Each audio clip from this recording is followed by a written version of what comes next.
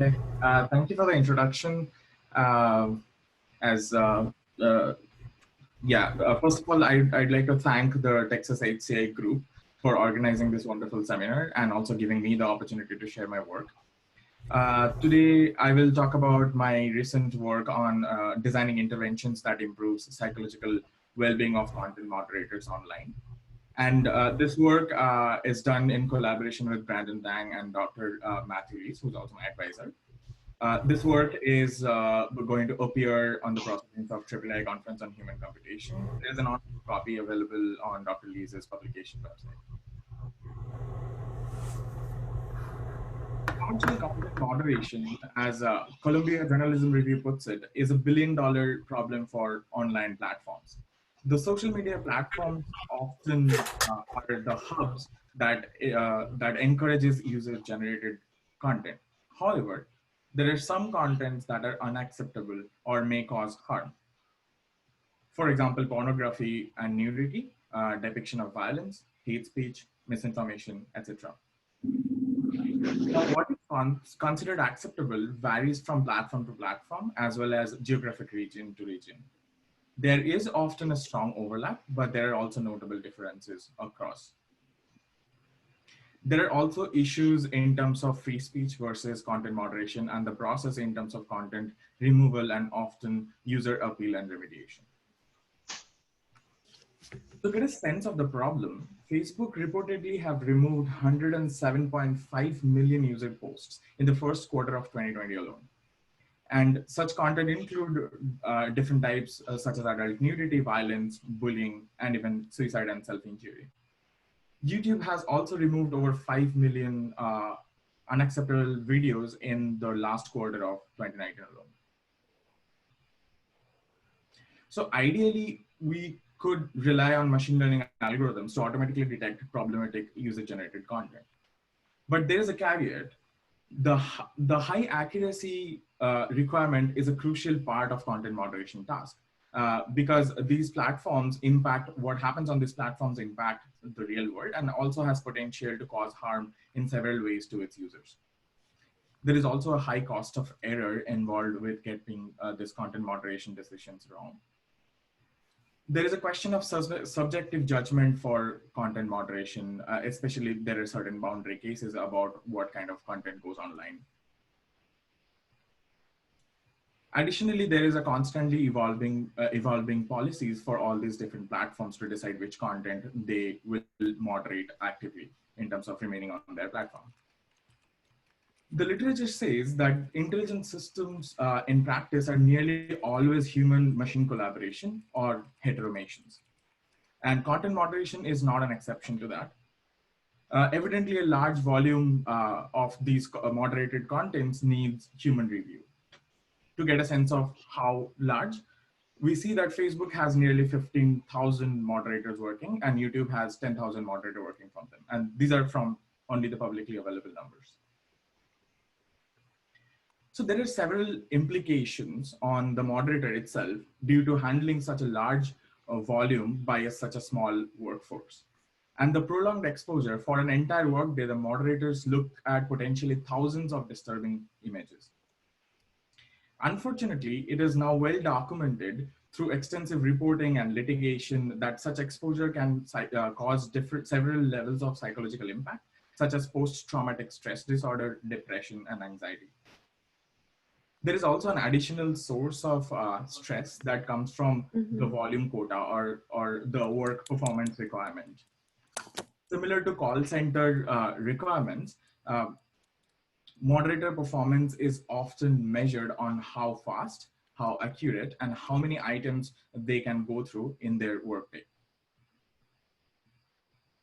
The great irony here is the sort of task we want an algorithm to do, such as this one, which is emotionally disturbing, is what people are working on because algorithm isn't just good enough. So the question is, what can we do? The first step, as Sullivan puts it, shielding moderators from harm begins with giving them more control of what they're seeing and how they're seeing it.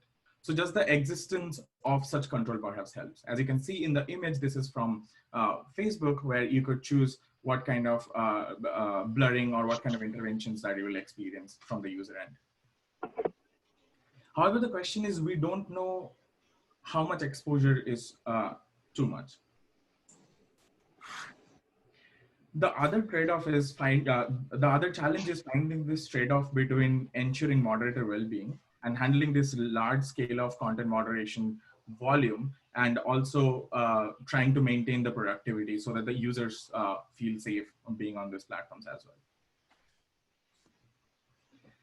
So we see that the industry is moving towards establishing certain best practices for providing certain controls and tools for moderator well-being. Such interventions include grayscaling of images, muting of videos, and blurring. However, it is not very well understood how effective such practices are in ensuring psychological well-being. The only work that we know in this space is from Ramakrishnan and Karunakaran in Google, who experiments with grayscaling and blurring of images and shows that grayscaling of images, in particularly images and videos, reduces harm and stress in content moderators. Building on that, in this work, we particularly focus on images. We do acknowledge that there are larger problem space in terms of video and text content. But in this study, we focus on this research question: by revealing less of an image, can we reduce the emotional labor of image moderation without compromising moderator accuracy and efficiency? Regarding this, we build on our previous work done by Brendan and colleagues. We proposed 6 different design interventions. The first one is the baseline, which is essentially the moderators look at the images and try to decide whether this is safe for going on Facebook. And then we use 2 different levels of blurring. Here we can see that this is a medium blur, and this is a strong blur effect on the images. We also additionally introduce several controls for moderators to unblur parts of the image. Let's take a quick look at the demo. So as I mentioned, we have 3 different types of control: click-based, mouse over, and slider. In the click-based control, we see that there is a blurred image right now, and the worker can click on parts of the image to keep it revealed and make a moderation decision. The other one is, in contrast, you don't have to click, where a simple mouse over will temporarily reveal parts of the images before you make a decision. And then a slider-based control, where when you go down in the slider, that lets you control the level of blurring on these images, which can go all the way down to the normal form.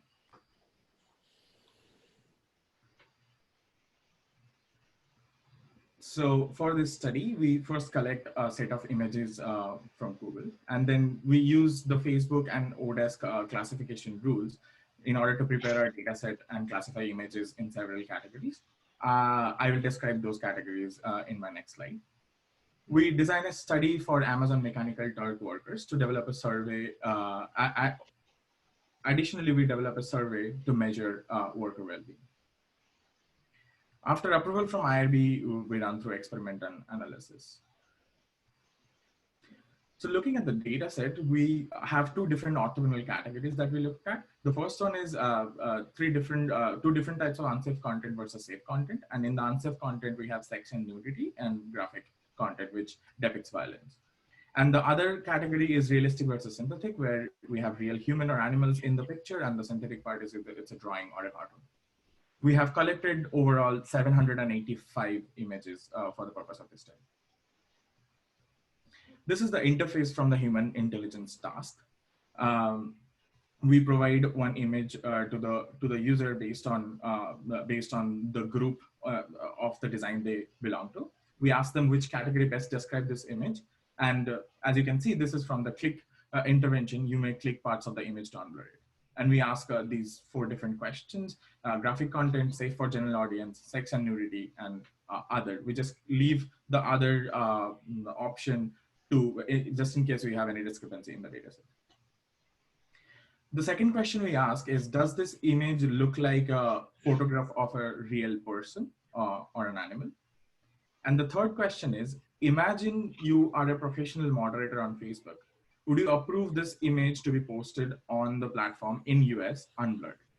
We specify in US, as we mentioned, that from different cultures and different countries have different perception of what's appropriate. One thing I would like to note here, the Facebook and the Odesk rules I have mentioned before are not shared with the workers. We simply ask this question as a way to pose workers' perception on what's safe. And then we go to the survey component. We have 4 different components in terms of measuring moderator well-being and usability. The first component is positive and negative experience. It's a 5-point Likert scale based on, the scale is called Spain, built by Diner et al. And it asks the moderators to report how often they're feeling positive, negative, good, bad, pleasant, unpleasant, etc. In a 5-point scale. The second part is a 7-point scale known as IPANS SF, which measures positive and negative affect, and which essentially asks the worker what emotions they're currently feeling. We measure emotional exhaustion by slightly modifying a scale proposed by Wharton, which takes into account how exhausted workers feel while they engage in a particular task. And finally, we measure perceived usefulness and ease of use of our interface. Coming to the experiment, we randomly sample 60 synthetic and real images from all categories, and we have 180 of these total images.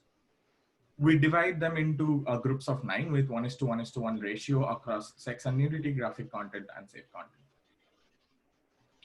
We arrive at 20 hits, and we assign 5 workers per hit. We additionally limit the workers to take only 1 hit and 1 survey across all the studies, across all the interventions, so that we get unique workers across.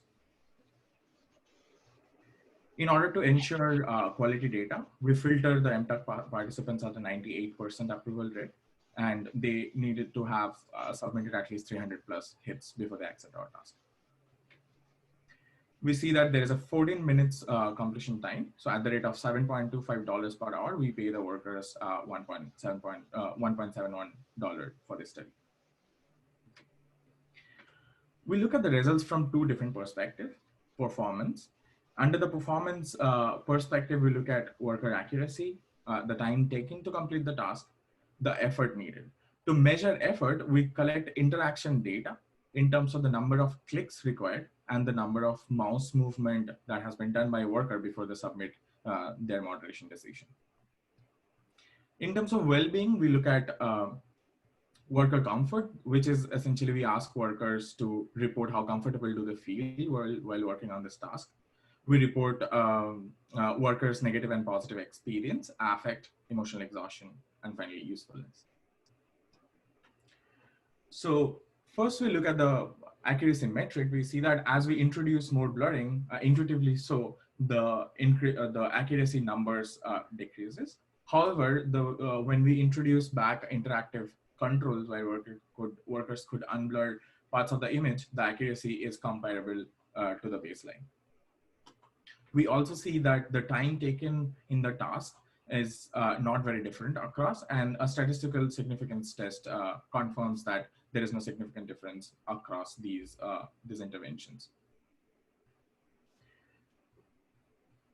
We also observe that there is similar effort required in terms of number of clicks and mouse movement across this intervention, except for click-based intervention. Obviously so, because you have to click on the interface multiple times in order to retrieve or see parts of the images that is necessary to make this decision. Looking at the perceived usefulness, we see slider-based intervention has been the champion in this context, because our hypothesis is that the slider-based intervention is more intuitive for people to use than click and hover. We see a similar consistency in perceived ease of use as well. When we ask workers how comfortable they are, we see that almost all the interventions are either comparably comfortable or more comfortable compared to the baseline. Especially when we look at hover, this has the median comfort level is much higher than the baseline. We also look at the positive and negative experience score. We see that the positive feeling has somewhat increased over the blurring and also consistently increased throughout slider.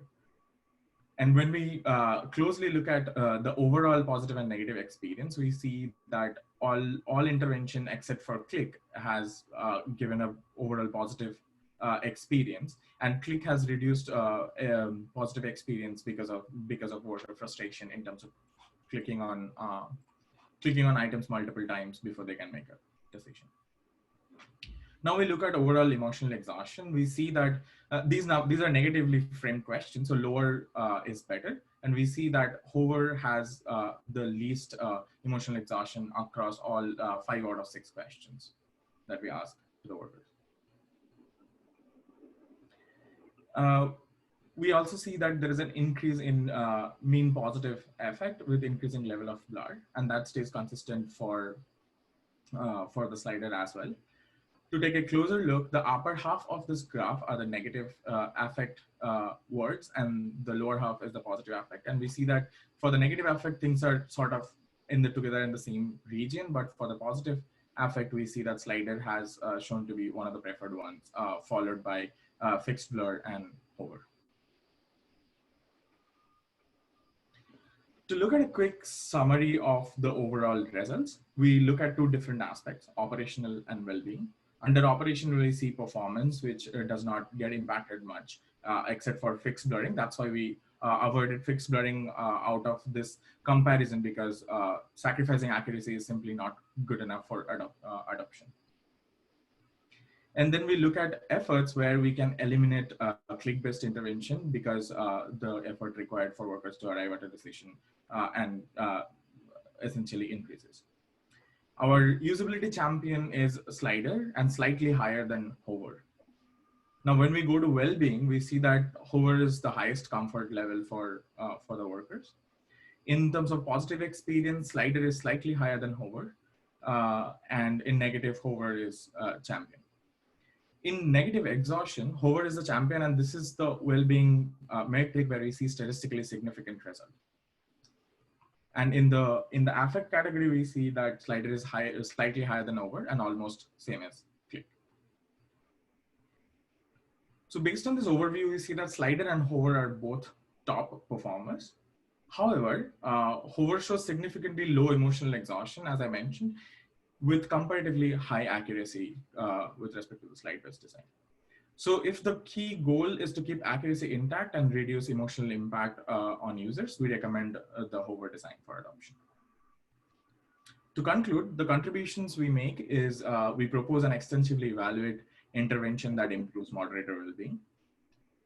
And we see that interactive blurring, as opposed to static blurring that decreases accuracy, improves well-being without sacrificing accuracy and speed.